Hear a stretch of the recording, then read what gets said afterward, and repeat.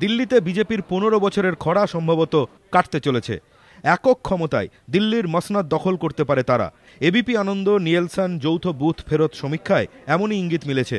এরই সঙ্গে শীলা দীক্ষিতের চতুর্থবারের জন্য ক্ষমতায় ফেরার স্বপ্ন অধরা থেকে যাওয়ার ইঙ্গিতই মিলেছে বুথ ফেরত সমীক্ষায়।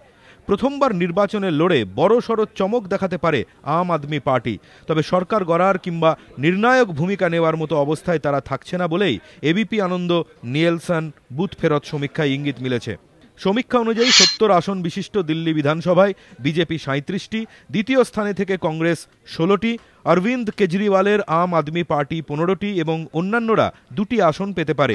হর্ষবর্ধনের নেতৃত্বে 15 বছর পর দিল্লিতে সরকার গড়ার বিষয়ে বিজেপি আশাবাদী হলেও শীলা দীক্ষিত কিন্তু এখনই হার মানতে রাজি নন। कोई कुछ कह रहा है, कोई कुछ कह रहा है।